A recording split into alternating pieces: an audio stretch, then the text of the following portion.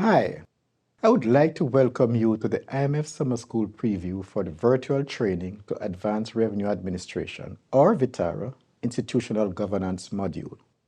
VITARA aims to help developing countries succeed in domestic revenue mobilization and meet their sustainable development goals. To deliver these objectives, tax administrations need to build their capability in key areas ranging from institutional arrangements to core tax administration functions. Addressing issues such as strategic and reform management, organizational arrangements, human resource management, and governance, VITARA provides a comprehensive training program for senior managers and executives in developing countries. This VITARA module on institutional governance will explain that, as large and complex organizations, tax administrations are exposed to a variety of risks, such as corruption, and must work diligently to create a workplace culture of integrity, honesty, and pride. Gaining community trust and respect is an important influence on the overall performance of a tax administration. In this module, you will learn how governance promotes transparency and accountability and reduces the tax administration's vulnerability to corruption. Institutional governance has external and internal elements. The external dimension includes the framework of laws and regulations as well as the ministerial oversight. Common considerations in this dimension are the institutional settings of the administrations, its legal status, governance model, independence from political interference, and cooperation with external actors such as the Auditor General, prosecutors, and the Ombudsperson. The internal dimension encompasses issues related to internal management, systems, and processes. It also addresses questions such as what the role of the head of the tax administration is in governance, what internal structure is needed for effective decision-making and risk management, and what the best practices are in developing internal control mechanisms. Join the VITARA Institutional Governance course to learn how a stronger governance framework helps support responsive and effective administration of the tax system.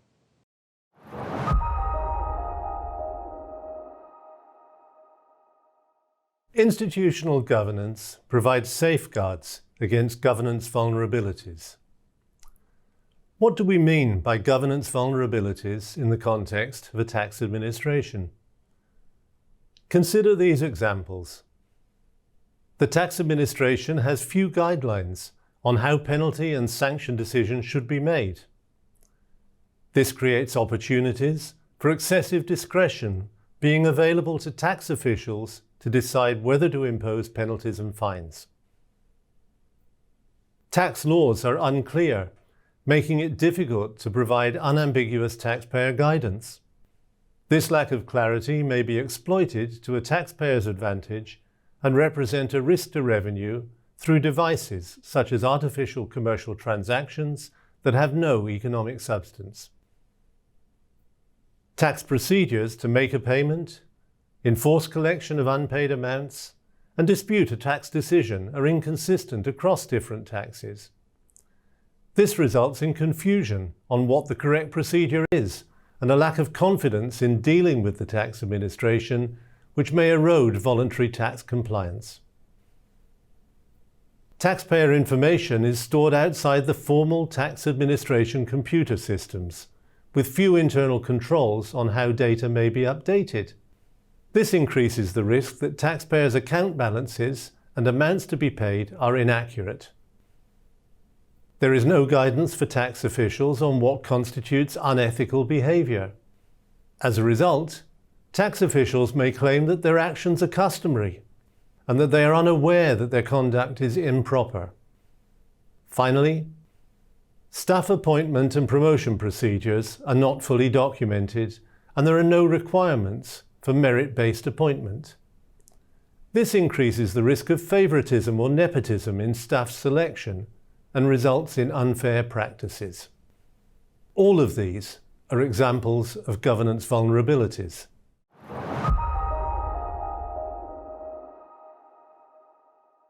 Let's discuss some of the key components of an internal governance framework.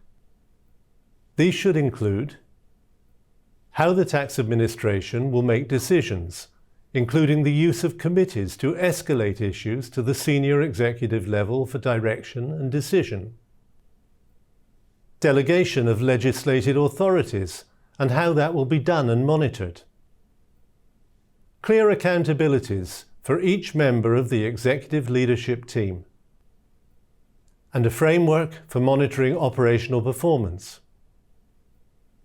The internal governance framework should define the competencies required of individual staff members for them to make decisions. Some decision-making authorities will remain with the head. Other matters will be delegated to managers at various levels, but the vast majority of decisions will be taken by frontline staff. The framework should clearly delegate authorities to individual officers to make taxpayer case decisions. It should also separate the delegations of duties where there could be conflict of interest, perceived conflicts of interest, or opportunities for corruption.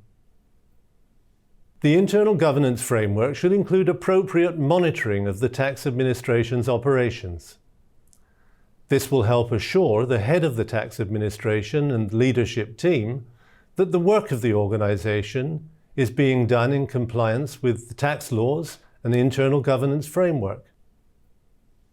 Monitoring will include internal controls over case management systems, reviewing how different kinds of work are to be done, identifying when a tax official is able to access a taxpayer's file, and tracking taxpayer file access through the information technology system. It will also include an internal audit function and an internal investigations capability.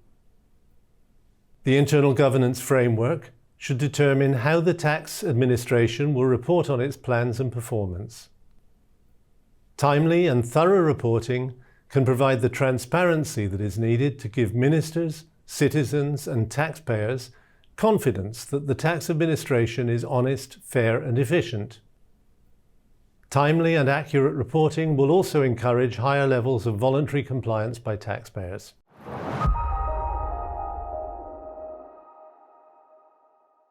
The availability of increasingly advanced tax administration applications has made information technology, or IT, an extremely important element in the operation of modern tax administrations.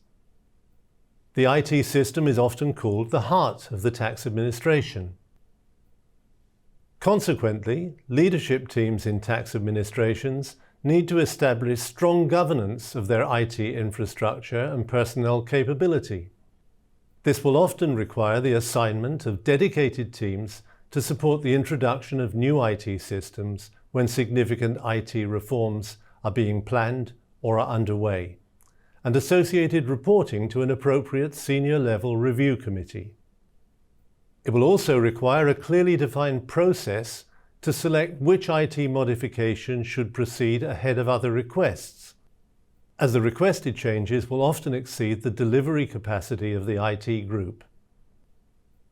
IT as a tool contributes to other areas of internal governance by enabling the regular tracking of activities and transactions across the organisation, and by providing support for improving consistency in how taxpayers are treated using tools like case management systems. Here are some examples of how IT can strengthen internal governance. Applications to detect inappropriate access of taxpayer records by tax administration employees. An ability to detect attempts to breach the tax administration's IT systems and its electronic data storage. Case management tools for activities such as conducting an audit or managing arrears cases. And applications to enable interrogation of large quantities of data from multiple sources to assist in the identification of non-compliant taxpayers and for the selection of cases for audit.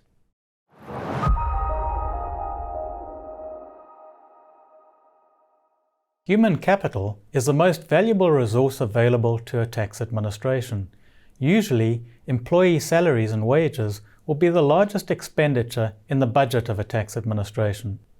Ultimately, the quality of the workforce will determine the success or failure of a tax administration. Internal governance of human resources may be delegated to a senior official who manages the Human Resources Department. It may also be assigned to a senior level Human Resources Committee, or it may be divided between both. In some countries, there can be a lack of strategic management of human resources and a greater focus on transactional work. To develop a more strategic approach to managing human resources, a tax administration must engage the leaders of its core business functions. Considerations with respect to the governance of human resource management include 1. Establishing a senior level Human Resources Committee charged with managing the development of the workforce. 2. Developing a clear understanding of the composition and capability of the workforce. What are its strengths and weaknesses? For example, it may be relatively older and somewhat lacking in technology skills. It may be deployed in locations that do not represent where the greatest work demands are, or it may have imbalances between job types and work volumes. 3.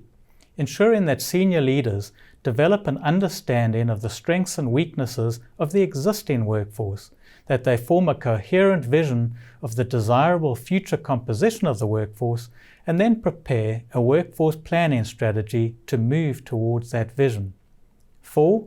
Developing the ability to recruit, pay, and reward or promote employees based on merit and proven performance.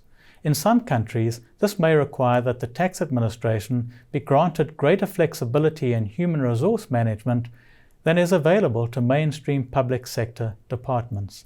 5. Promoting employees based on merit, not based solely on seniority. 6. Using sound employee performance appraisal systems, which should feature prominently in selections for promotion, be based on pre-established objectives, and be conducted impartially with a review process involving the Human Resources Management Committee.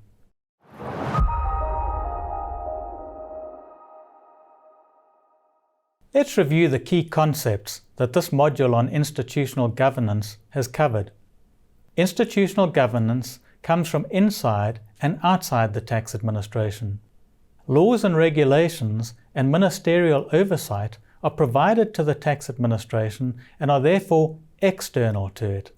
Management approaches and systems come from within and are therefore internal to the tax administration. Effective governance means the tax administration is transparent and accountable to the public. Being open to scrutiny, for example, by making publicly available the plans and business strategies of the tax administration and reporting results, allows transparency. Oversight by the legislature or supervising bodies such as ministries of finance and boards of directors provide accountability. How the tax administration operates internally is equally, if not more important, than the external governance arrangements.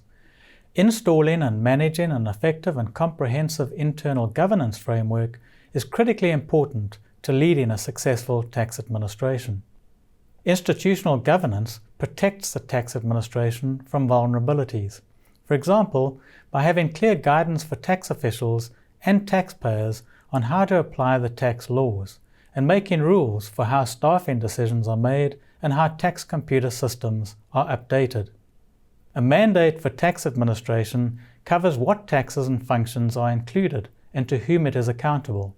It is best to provide a mandate for a single national tax administration that covers all the core tax administration functions. Tax administrations take different legal forms. They can be a division or directorate within a ministry, or a separate departmental agency under a minister's responsibility.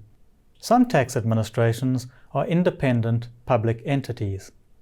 A balance should be achieved between the powers of the tax administration and the rights of the taxpayer. Self-assessment systems are better able to achieve this balancing. A governance model for tax administration describes how tax administration responsibilities are exercised. Most tax administrations have a separate head who reports to a government minister. Some tax administrations have a decision-making board that oversees its work. Tax administrations can be provided with substantial autonomy to design their internal structures, devise their own strategies, plans, and performance standards, decide human resource management matters, and manage their budgets.